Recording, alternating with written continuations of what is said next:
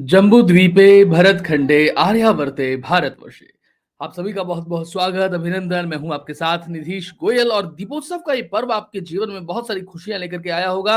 बहुत शुभ और लाभ के साथ में आपने इस पर्व को आनंद के साथ में सपरिवार मनाया होगा। और एक बार फिर से हम पुनः जम्बूद्वीप की बात करें और ये जो पुनः जम्बूद्वीप की बात हम लगातार करते हैं, ये कोई कल्पना नहीं है। इसका आधार इतिहास है और वर्तमान में मैं कई बार देखिए जो पिछले वर्ष में जब प्रधानमंत्री मोदी जी का भाषण हुआ था और उन्होंने एक लाइन बोली थी, यही समय है, सही समय है, भारत के लिए अनुकूल समय है। मैं कई बार इस लाइन को जो है वो दोहरा चुका हूँ अपने कई कार्यक्रमों में और एक्चुअली ये बात भी कह चुका हूँ और फिर से कहता हूँ कि विश्व राजनीति में अगर विश्व पटल पर आज कुछ भी आपको लगता है बड़ा हो रहा है, चाहे वो चीन और ताइवान के बीच की बात हो या रूस और यूक्रेन के बीच की बात हो, कमला हैरिस के अमेरिका के उपराष्ट्रपति बनने की बात हो, जो बाइडेन की बात हो और या फिर हालिया बात करें तो इंग्लैंड में ऋषिराज की बात हो रही है। अमिताभ बच्चन मेगा स्टार ये कह रहे हैं कि भारत से वायसराय को इंग्लैंड में भेजा गया है, नियुक्त किया गया है।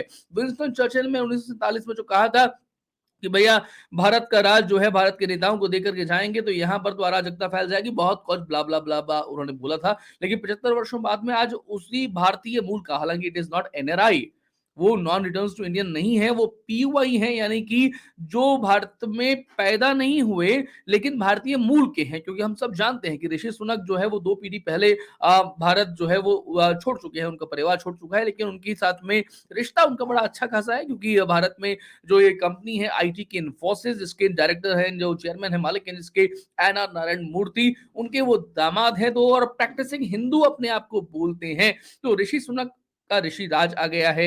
ऐसी बातें बहुत सारी बोली जा रही हैं। इसीलिए मैंने कहा कि विश्व फलक पर इस समय कोई भी बड़ी बात हो रही हो, भारत उसके केंद्र में आपको दिखेगा। एंड दैट इज व्हाई मैं ये बार बार कहता हूं कि यही समय है, सही समय है, भारत के लिए अनुकूल समय है। मुझे नहीं पता, इवन किसी को भी नहीं पता कि ऋषि सुनक प्रैक्टिसिंग हिंदू है या फिर वो उसकी शोभा यात्रा जो है वो हमें दिखा रहे हैं, प्रदर्शनी दिखा रहे हैं, he is a crypto Christian और नॉट, या फिर इन्फोसिस के साथ में जो रिश्ता है, इन्फोसिस के बारे में बहुत ज्यादा कुछ कहने की जरूरत नहीं है। जिस तरीके से फोर्ड फाउंडेशन के साथ में उसकी जो भारत की इकाई थी उसके वो अध्यक्ष रहे थे आनंद नारायण मूर्ति, और उनकी फंडिंग किस तरीके से भारत विरोधी जो अभियान चलाती रही हैं, जो संस्थाएं, जो media portals, the wire, the liar, scroll, print, even India guest foundation जो अरविंद केजरीवाल ने चलाया था, इन सबको जो फंडिंग गई है, मैं ये नहीं कह रहा कि उनका संघर्ष नहीं है, सुधा मूर्ति का संघर्ष नहीं है। उन्होंने एक तरीके से भारत में आईटी इंडस्ट्री का एस्टेब्लिश किया है और लोगों ने ये भी कहा है, कल मैं अपने 2 आईटी मित्रों के साथ में था जिन्होंने कहा कि भाई 45 दिन लिज ट्रस जो है वो यूके की प्रधानमंत्री रही और इन 45 दिनों में बहुत बड़ी डील्स हुई हैं और इन्फोसिस की बहुत बड़ी फंडिंग जो है वो इंग्लैंड के पास में पहुंची है, जिसका परिणाम है कि ऋषि सुनक के रूप में आपको वहां का प्रधानमंत्री देखने को मिल रहा है। हमें नहीं पता, हम में से किसी को भी नहीं पता कि एक्चुअली बात क्या है, लेकिन हमें इतना पता है कि सम्राट विक्रमादित्य के सिंहासन पर जब कोई बैठता है तो वहां पर एक ताकत आती है सच्चाई की। मुझे इतना पता है कि हम नामकरण संस्कार भी करते हैं और नाम की भी अपनी एक तासीर होती है और ऋषि इस नाम की तासीर से भी हमें आगे लेकर के चलना होगा। हम वो लोग हैं जो अंधेरे में एक टिमटिमाता हुआ दिया मिल जाता है तो उस दिए की रोशनी से भी अपनी राह पकड़ लेते हैं।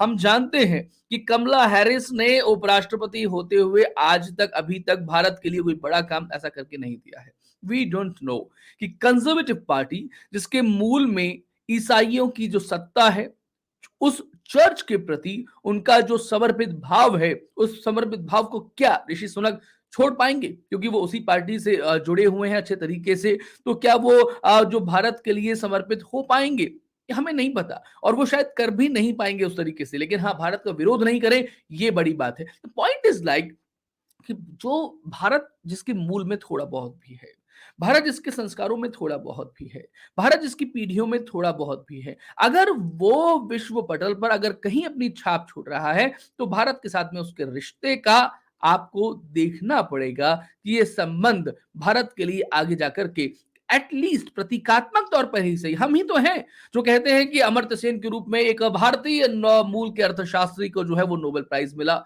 हम ही तो हैं जो ये कहते हैं कि कमला हैरिस जो है वो उपराष्ट्रपति बनी। हम ही तो हैं जो अफ्रीका में, जमैका में, अलग अलग देशों में जो वहां की सत्ताएं रही हैं, मालदीव्स में, मॉरिशस में, वहां पर जो राष्ट्रपति, उपराष्ट्रपति, प्रधानमंत्री बने हैं, राजनयिक रहे हैं। इसके अलावा जिन्होंने केमिस्ट्री में जो नोबेल प्राइज मिला जिनको, वेंकैया, ऐसे बहुत सारे ऐसे लोग हैं, उनका नाम हम लगातार लेते हैं, लेकिन क्या उन्होंने सबने भारत के लिए अच्छा काम किया? The point is like Hindu होना ये काफी नहीं है। देखिए, हिंदू होने से परेशानी किसी भी पार्टी को या किसी दल को नहीं होती है। आप हिंदू हैं, आप हिंदू होकर के काम करिए। The point is like Hindu की जय जय कैसे हो, इस पर आप करते हैं काम, तो आपत्ति है। तो उन्हें आपत्ति नरेंद्र मोदी से है, जिन्होंने कहा था कि यही समय है, सही समय है, भारत के लिए अनुकूल समय, क्योंकि वो हिंदू की जय जय कैसे हो इस पर काम करें। हो सकता है कि हमारे जो मेरे सुनने वाले हैं उन सबको इस बात से थोड़ी-सी नाखुशी हो और वो कहें कि भई ये तो वही नरेंद्र मोदी हैं जो मुसलमानों के लिए वज़ीफ़ा दे रहे हैं, स्कॉलरशिप दे रहे हैं, उनके उनके टाइम पीरियड में, उनके टेन्योर में उनके लिए आईएएस ऑफिसर्स की जो नौकरियाँ हैं वो खोली गई हैं, बहुत सारी चीज़ों पर से प्रतिबंध हटाया गया है और बंगाल में किस तरीके से ममता दी के राज में जिस तरीके से हिंदुओं के साथ में गलत हो रहा है, उनको मारा जा रहा है, काटा जा रहा है, लेकिन मोदी सरकार, अमित शाह इस पर ध्यान ही नहीं दे रहे हैं। आपकी बात सच है सर। लेकिन हमें अपना इतिहास केवल 75 वर्षों से नहीं देखना पड़ेगा। हमें 750 सालों से भी नहीं देखना पड़ेगा। हमें 1500 वर्षों से भी नहीं देखना पड़ेगा। हमें अपने इतिहास को शुरुआत से उठाना पड़ता है, जिसकी कम से कम हम छोटी से छोटी वानगी तो रामायण काल से ले सकते हैं, क्योंकि रामायण हमारा इतिहास है, महाभारत हमारा इतिहास है। उसके बाद चंद्रगुप्त मौर्य, समुद्रगुप्त, बिंबिसार, सम्राट अशोक, ये सब हमारा इतिहास है और हम उन सबको लेकर के लगातार आगे तक यहाँ तक चलते हैं, तो हम केवल 75 वर्षों के कालखंड में क्यों अटकाते हैं अपने आप को? इसलिए मैंने कहा आपसे कि आगे-आगे देखते जाइए। कल हमारे कुछ मित्र बात कर रहे थे, आरक्षण के बारे में बात कर रहे थे और आरक्षण के बारे में बोलते-बोलते हम ये बोल जाते हैं कि भैया हम ही तो वो लोग थे जिन्होंने जो आज जिन्हें हम तथाकथित दलित समाज कहते हैं, उनके ऊपर अत्याचार किया। बी आर अम्बेडकर जो है, उनके ऊपर कोई जो है वो फाइल फेंक करके चला जाता था। ये अत्याचार कितने वर्षों से है? जब पूछा गया तो कहा कि शुरू से है। शुरू से मतलब कब शुरू से? 250 साल, 400 साल, 500 साल, 1000 साल, 2000 साल। साहब, 250 वर्षों से ज्यादा पुरानी ये बात नहीं है। अंग्रेजों ने हमारे दिमागों में विष घोला और आज तक हम उस विष का पान जो है वो लगातार करते आ रहे हैं, वो विष खत्म नहीं हो रहा। मुझे कई लोगों ने कहा कि आप मूवी रिव्यूज किया कीजिए। मैंने बहुत ज्यादा नहीं किए, कुछ करता हूं जो महत्वपूर्ण लगते हैं। क्यों नहीं करता बहुत ज्यादा? क्योंकि दुनिया में जो कुछ होता है वो राजनीति से, अर्थनीति से तय होता है। जिसके पास में ताकत होती है, सत्ता होती है, वो सबको नियंत्रित करके रखता है, आगे चलता है, धर्म की शक्ति से आगे चलता है। जो लोग कहते हैं कि भारत ने किसी देश पर कभी आक्रमण नहीं किया, वो भूल जाते हैं कि सम्राट अर्जुन जो है, महाराज अर्जुन, वो किस तरीके से दिग्विजय अभियान के लिए साइबेरिया तक गए थे, आज के रशिया तक जाकर के आए थे। इट इज नॉट लाइक कि आप किसी देश पर आक्रमण करके उसे अपना बना लें। अपने धर्म की सत्ता जो है वो हमें प्रतिस्थापित करनी होगी। अलग अलग देशों में जाकर के हमें भौगोलिक विस्तार करना होगा और ये भौगोलिक विस्तार होना भारत की नियति है और इस नियति को सबको देखना पड़ेगा, आने वाले कुछ समय में ही देखना पड़ेगा। इसीलिए हम इस चीजों को आगे बढ़ाते हुए देखते हैं। पिछले 75 वर्षों में, 80 वर्षों में, 90 वर्षों में भारतीय सिनेमा ने जो काम किया है वो किसके लिए किया है? इट इज नॉट लाइक आंदोलन, कोई एक दो फिल्में आ गई और उसके आधार पे हमने कह दिया कि भैया आंदोलनकारी सिनेमा हमारी हो चुकी है, हो रही है। ऐसा बिल्कुल भी नहीं है किसी तरीके से। बात यह है कि सत्ता जिसके साथ में जा रही है, आप उसके साथ में जाते हैं। आज सत्ता जिसके साथ में है, आप फिल्म में भी उसी के साथ में जा रही हैं, विश्व भी उसी के साथ में जा रहा है। कुछ लोग जो है जिन्हें मालूम है कि उनके आका जो है वो दूसरे लोग भी हैं, उनके पास में बहुत सारा पैसा है, उनका उनके कंधे पर, उनकी पीठ पर हाथ है, तो वो उसके हिसाब से तय करते हैं अपना रुख। लेकिन आपकी सत्ता कितनी बड़ी है, ये आरफा खैनम शेरवानी जो है वो तय नहीं करेंगी, वो शशि थरूर तय नहीं करेंगे, वो मल्लिकार्जुन खड़गे तय नहीं करेंगे, वो दिलीप मंडल तय नहीं करेगा। उनके ये कहने से कि भारत में डाइवर्सिटी कब आएगी, जयराम रमेश जब कहते हैं, उनके ये कहने से कि भारत में कब कोई मुस्लिम प्रधानमंत्री बनेगा, वो ये भूल जाते हैं कि कांग्रेस में 16 अध्यक्ष हैं, 16 में से कितने मुस्लिम अध्यक्ष उन्होंने बनाए हैं। वो ये भूल जाते हैं कि भारत में कांग्रेस की सत्ता 58 साल रही है, 58 सालों में कितने मुस्लिम प्रधानमंत्री उसने दिए हैं देश को? नहीं दिया है, कोई नहीं दिया।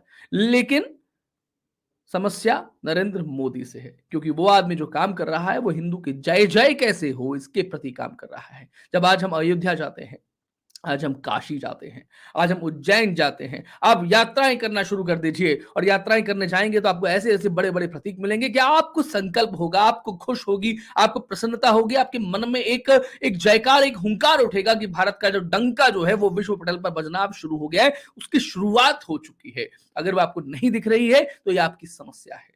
लेकिन अगर आप हमारे वीडियोस को लगातार देखेंगे तो आपको पता लगेगा कि किस तरीके से इस सरकार में भारत का डंका विश्व पटल पर बजना, हिंदू की जय जय कैसे हो, तो उसकी बात होना अब शुरू हो चुका है। ये रुकने वाला नहीं है। आरक्षण की समस्या 10 वर्ष से अधिक की समस्या नहीं है। अगले 10 वर्षों में आरक्षण की समस्या हल हो जाएगी। ये 250 वर्षों की समस्या अगले 10 वर्षों में हल हो जानी है। इस बात को पक्का मान के चलिए। वो कैसे हल होगी ये समय बताएगा। Rishi Sunak, Kamala Harris, they are not important. ये क्रिप्टो क्रिश्चियन है, ये प्रैक्टिसिंग हिंदू है, ये ढोंगी है, हमें नहीं पता। लेकिन नामकरण संस्कार की बात मैंने कही थी।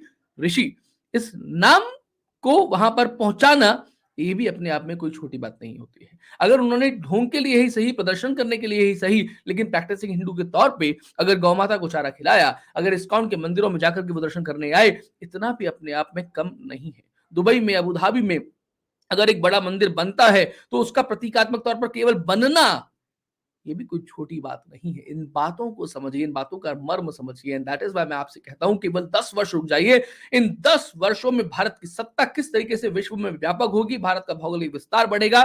कोई चीन, कोई रशिया आपको रोक नहीं सकता। आप किसी के रोके रुकेंगे भी नहीं। ऐसा भारत, जैसे हम बचपन से निबंध में लिखते हुए आ रहे थे कि मेरे सपनों का भारत, वो मेरे सपनों का भारत अगले 10 वर्षों में आपको साकार होता हुआ दिखने वाला है। कभी कभी कुछ समस्याएं देखेंगी, उन समस्याओं को हम इग्नोर नहीं कर सकते। उन समस्याओं को हम जग जाहिर करेंगे, उनके बारे में बात भी करेंगे, लेकिन कहीं ऐसा ना हो जाए कि हम अपने ही हाथ अपने हाथों से चला जाएं। इस बात को जरा समझ के रखिएगा। केवल इंग्लैंड में अब ऋषिराज नहीं होगा, पूरे विश्व में ऋषिराज होगा। और वो ऋषि सत्ता भारत से निकल चुकी है। वो अश्वमेध यज्ञ का घोड़ा अब निकल चुका है। आपको दिख नहीं रहा, ये और बात है। पुनश्च जम्बूद्वीप ये केवल कल्पना नहीं, इसका ऐतिहासिक आधार है। वर्तमान इसको पुष्ट कर रहा है और ये सच्चाई बनेगी अगले कुछ ही वर्षों में। इस बात को समझ लीजिएगा। 2047 का भारत जब हम देखेंगे तो वो ऐसा भारत देखेंगे जिसकी शायद कल्पना आज से 10 बस 20 वर्ष पहले कोई कर नहीं सकेगा। हमारे और आपके जीवन काल में ही ये सारी घटनाएं होने वाली हैं। अपना काम आप करते रहिए, जहां पर हैं, जैसे हैं, जिस तरीके से आपको काम करने में अच्छा अनुभव होता है, इस देश के लिए, इस धर्म के लिए, सनातन के लिए, वो काम आप करें। ये आपका दायित्व है। आज के कार्यक्रम में इतना ही। अपनी टिप्पणियों के माध्यम से हमें अवगत अवश्य कराइएगा।